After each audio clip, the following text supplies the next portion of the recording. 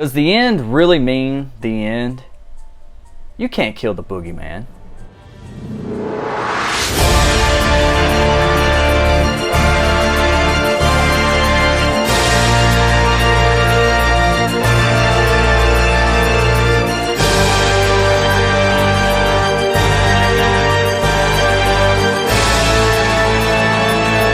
What's up? Welcome to Destination Station. As always, I'm Destin. Thank you for clicking on this video. Subscribe to Destination Station and also follow me on all my socials.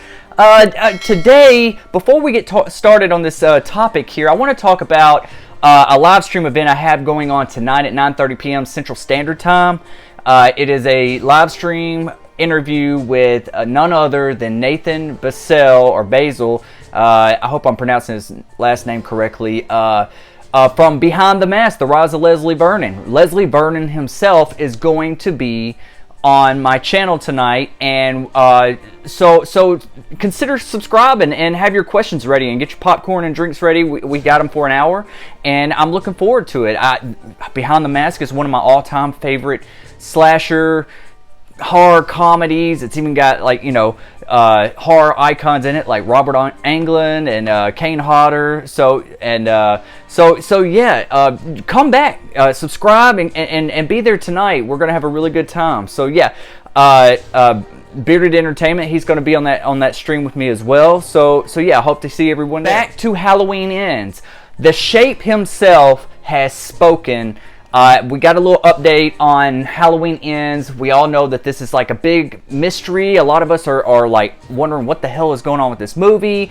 But Nick Castle was at Steel City Con a few days ago, and he spoke at a Q&A about the ending of Halloween Ends. And Bloody Disgusting, they put out an article about it. I wanted to get it out to you yesterday, kind of a day behind, sorry about that, but I wanted to talk about this, and I wanted to make a video of it because we know little to nothing about Halloween Ends. And I think that's what's for the best, because I think that a lot of us, especially me, going into Halloween Kills, I knew way too much, seen it way too much, and I know that it was delayed for a year, and they just kept giving us just more Easter eggs and more little scenes and all that kind of stuff, but I felt like I knew everything that was going to happen and how it was going to play out by the time the movie came out. The only thing that was kind of like hidden was the Evil Dies Tonight and mob scenario and the flashback scene. Those were really the two mystery things of that film.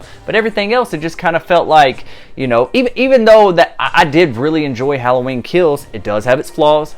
I acknowledge that, but it was a fun watch. It's a fun watch. It's Michael Myers fucking shit up. What's not to like about that?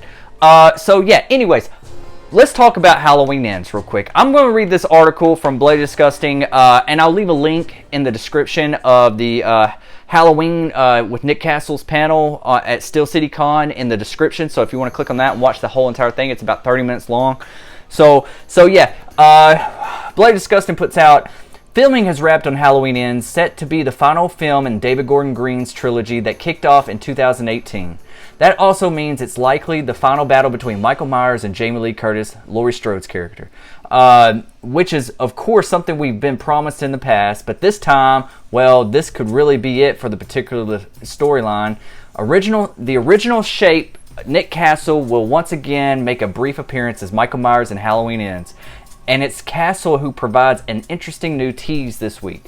Nick Castle told the crowd at Steel City Con, "My good friend James Jude Courtney, he's doing 99% of the work in the last 3 movies as Michael Myers and doing a wonderful job, I think. I just saw he was over at the editing room where they're completing the first cut of Halloween Ends with David Gordon Green, of course, as the steward of the ship. It sounds like it should be pretty good."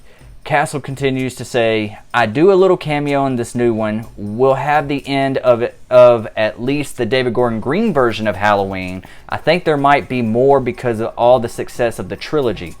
But Green will have a surprising storyline ending for everyone.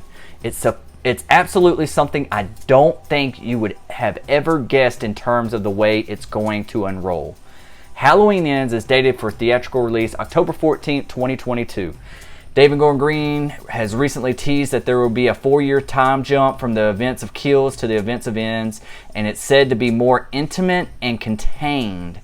We don't yet have any plot information, but the ending of Halloween Kills built towards the final confrontation between Laurie and Michael, a battle that will likely take center stage in the trilogy's final installment.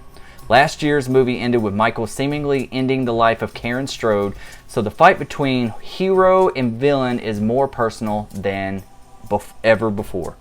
Woo! Alright, so yeah, what do you think about this statement from Nick Castle?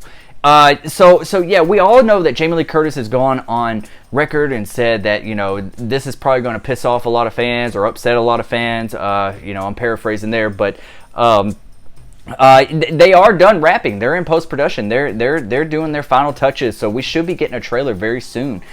I only hope that when we get that trailer, we don't have to know everything. We're already showing up to it. It does not have to be over-marketed. We don't have to see a whole bunch of stuff. Just kind of the setting, what's going on with Laurie, what's going on with Michael, kind of give us the tone, all that kind of stuff, because that's one thing that I thought that was a little different from Halloween 2018 to Halloween Kills, is that there was a little bit of a tone shift. You know what I'm saying? I don't know if anyone else like kind of feels that same way, but like that's the thing, is Halloween Ends going to have a different tone shift as well.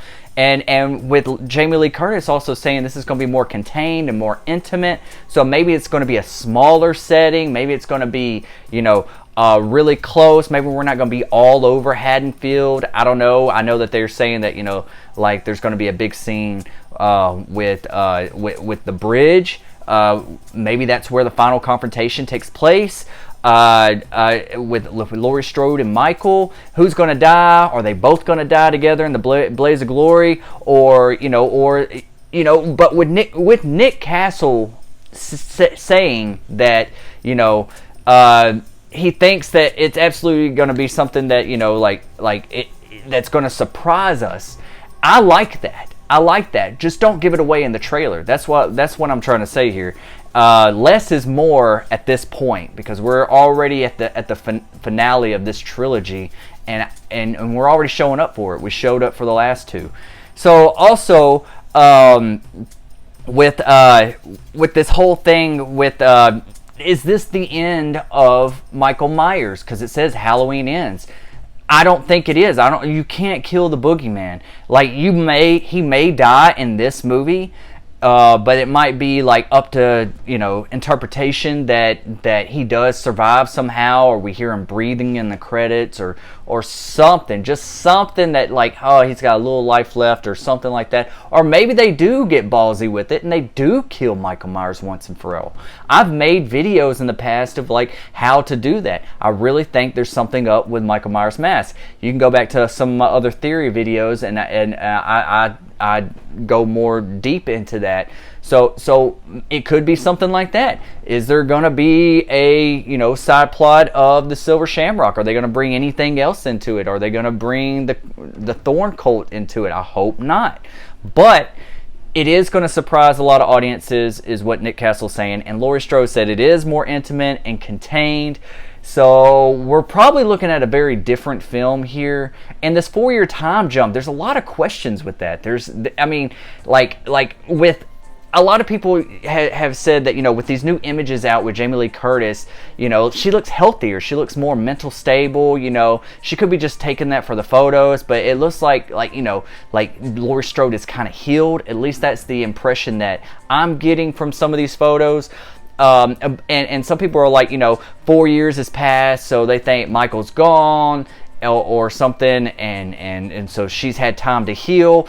I don't buy that. I don't want to see that, because that makes no sense to me, because Laurie Strode had years to heal. If we really want to go that angle, she had years to heal from 1978 events, and she was a nervous wreck. She was so unstable, and she has so much post-traumatic stress.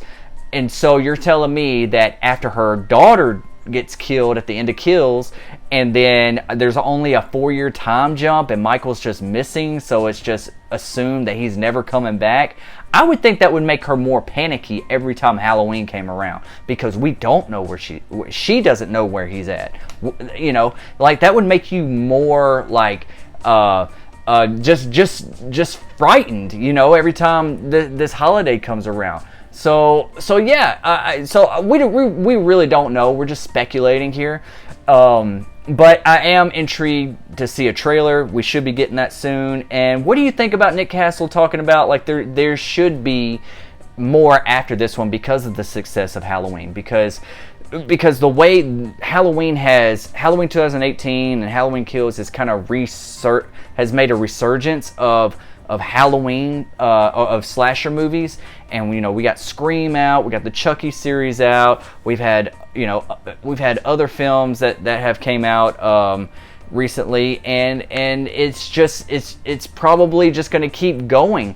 And with Halloween, it's a big property. It's a big money maker. You don't just like throw it on a shelf and never use it again. No, this is the end of David Gordon Green's storyline, of his arc. This is his ending of Laurie Strode and Michael Myers, and it's probably more the ending of Laurie Strode's story than it is Michael Myers, because even if we pick up, we take a little bit of a few years, 3 to 5 years, break from the Halloween films, they're gonna reboot it again, and they just probably won't take it with the Laurie Strode angle. They're probably gonna let that lie because they gave her, they did H2O, and now they've done it justice. I hope they do it justice with these last 3 movies. So yeah. So I really think that they could just pick it up and go with another storyline, or they could just maybe they'll do another requel angle, and they'll be like, all right, well, this is picking up from the events of Halloween 4, and they're gonna disregard Halloween 5 and 6. Curse of Michael Myers, and maybe we get Danielle Harris back, and we start from Halloween 4, and now Danielle Harris is older. That's something I would like to see. I could see that happening, because we do have 2 different types of feels of Halloween films, and I do like Halloween 4. That's one of my favorite Halloween movies. And I really think that Danielle Harris should be involved in some way, shape, or form. So if they give this to Laurie Strode, and if they want to reboot it and make a requel and get rid of all the sequels for the next trilogy, and they do Danielle Harris justice, and we start from Halloween 4 and we forget the events of Halloween 5 and 6. That's what I want to see if they do reboot it. But overall, you can't kill the boogeyman. I'm always going to be inviting this because I love Halloween. I mean, it's Halloween comes around every year. Okay, you're not getting rid of Halloween. So it's a money-making market. Halloween is always going to be a moneymaker. So this is what I think is going to happen. And if we're hearing it from Nick Castle himself with how successful it is, and he has more of a behind-the-scenes angle on this. So he's heard some rumblings. Okay, and so yeah, that's all I got to say. I just wanted to make this quick little video. I have another video coming out later on today about Halloween as well, so subscribe to Destination Station, like this video, follow me on all my socials, and be here for the live stream for Behind the Mask, the Rise of Leslie Vernon, with the interview with Nathan Basil. Really looking forward to that. Hope to see you all there, 9:30 p.m. Central. So yeah, guys, this is Destination Station. As always, I'm Destin. I'll see you later, or I'll see you on another time. Peace. Hello, sinners. It is I, Father Evil, and I invite you to Destination Station on YouTube.